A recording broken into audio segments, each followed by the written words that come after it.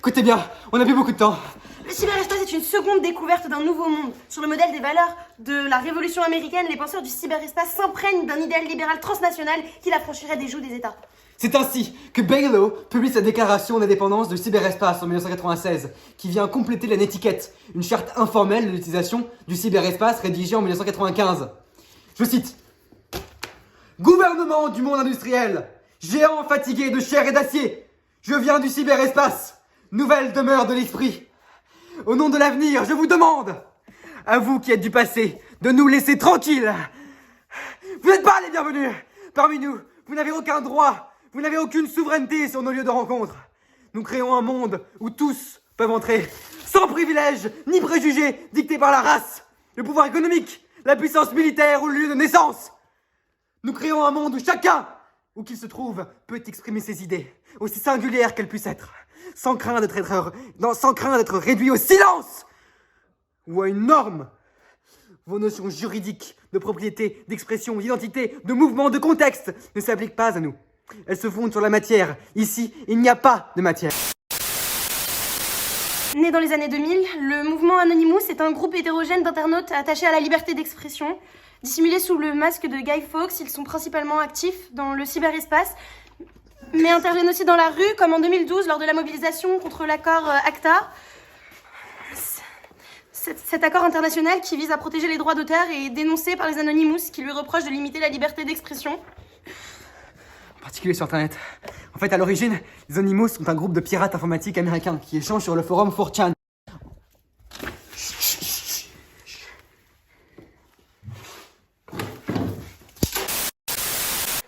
La 5G! Leurs attaques se diversifient considérablement par la suite et s'impliquent plus ou moins directement dans le mouvement du printemps arabe où ils prêtent main forte aux internautes militants pour qu'ils puissent passer outre la censure du web imposée par les dirigeants tunisiens, égyptiens et yéménites. Aujourd'hui, ils multiplient leurs attaques en visant le FBI, l'OTAN, l'ONU, les sites d'information avec des objets divers et profitent de la forte médiatisation de leurs actions par les médias internationaux. En effet, pour se distinguer des autres groupes, ils utilisent comme symbole le masque du héros V pour Vendetta, film dystopique dans lequel le personnage masqué cherche à renverser le régime autoritaire. Des références religieuses sont également utilisées dans leurs discours, et en particulier des métaphores qui visent à renverser l'impression de toute puissance numérique, le fameux « nous sommes légion ». L'anonymat qu'ils revendiquent leur est à la fois profitable et néfaste. Certes, le fait de garder leur identité secrète leur confère une relative sécurité, mais les rend en même temps vulnérables aux usurpations d'identité par des hackers qui veulent les concurrencer. En effet, les nombreuses attaques, Facebook, Wall Street, ont été démenties par de vrais Anonymous. Alors, comment comprendre l'actualité avec la guerre en Ukraine? En fait, c'est une lutte qui pourrait s'intensifier dans les prochains jours. Aux côtés de l'Union européenne, les Américains envisagent eux aussi de prendre part à cette cyberguerre pour aider l'Ukraine à se défendre. Le collectif de hackers Anonymous entre en guerre contre la Russie. En effet, les Anonymous veulent aider l'Ukraine à se défendre dans le cyberespace. Les Anonymous ont déjà mené des premières opérations contre la Russie. Le site web de la chaîne gouvernementale russe RT a brièvement été mis hors ligne. La chaîne visée par le collectif est une chaîne financée par l'État russe, disponible en plusieurs langues et notamment en français. Le sénateur Laurent Lafont souhaite justement faire interdire cette chaîne en France. En 2022, la cyberguerre est devenue une véritable composante de la guerre. Le gouvernement russe en a conscience et c'est justement pour cette raison que des cyberattaques ont été menées contre les sites web gouvernementaux en Ukraine avant l'invasion à plusieurs reprises. Le 24 février 2022, le jour où Vladimir Poutine a déclaré la guerre à l'Ukraine, le célèbre collectif de hackers Anonymous a annoncé à son tour qu'il entrait en cyberguerre contre la Russie. L'annonce a été faite sur Twitter par l'un des comptes les plus suivis du collectif. The Anonymous Collective is officially in cyber war against the Russian government. Maintenant, les Anonymous agissent dans de nombreux conflits internationaux. Par le passé, les collectifs de hackers s'est déjà illustré dans plusieurs conflits internationaux. Les Anonymous ont par exemple pris part à la guerre contre l'État islamique. Ils ont également mené des actions contre Donald Trump. Suite aux manifestations qui ont suivi la mort de George Floyd à Minneapolis, le groupe Anonymous s'est déchaîné en publiant de nombreux documents compromettants. Ils ont publié des documents contenant des CV de certains agents. Ces tueurs ne seront jamais confrontés à la justice pour leurs actes. Nous ne faisons pas confiance à votre organisation pour rendre justice. Nous exposerons donc à vos multiples crimes au monde entier, conclut le cyberactiviste. Ces derniers ont également publié des documents d'accords financiers avec les parents de mineurs violés, ainsi qu'une plainte complète contre Trump. Il s'agit alors d'une vaste opération visant à dénoncer les abus sexuels et le trafic d'enfants par des personnalités du monde des affaires et du divertissement. Selon Anonymous, la police comme la politique jouent d'une totale impunité. Alors, Anonymous, fantasme, réalité ? Il convient de considérer le cyberespace comme le prolongement de notre réalité, mais avec des caractéristiques propres du fait de la quasi-absence des restrictions géographiques et de la modification des rapports de l'homme à l'identité et à l'intimité. C'est donc dans ce cadre qu'il convient d'apprécier le rôle des Anonymous. Qui sont-ils ? Quelle cause défendent-ils ? Sont-ils des Robins des Bois du web ? De simples cyberactivistes ? Ou encore des cybercriminels dont les actions doivent être surveillées et condamnées ? Le Hater Science Unit de l'Académie du FBI a tenté de définir le profil type d'un Anonymous, mais sans succès, puisque tous les internautes peuvent théoriquement s'en réclamer. Il s'agit là d'une difficulté majeure pour les Anonymous. Qu'est-ce qui les relie entre eux ? Quel lien établir entre une attaque contre l'église de Scientologie, le piratage du réseau de l'entreprise Sony et l'aide aux cybermilitants du printemps arabe en 2011, des menaces contre les cartels de drogue mexicains ou bien encore des réseaux de pédophiles ? Il est clair que les Anonymous originels ne sont pas à l'origine de toutes ces initiatives et que d'autres groupes qui poursuivent des objectifs qui leur sont propres se sont joints à eux après leurs premiers exploits. Cette différenciation des groupes d'Anonymous se vérifie également au niveau de la technicité de leurs cyberattaques. Les médias oublient fréquemment de distinguer les cyberattaques qui sont multipliées depuis novembre 2011.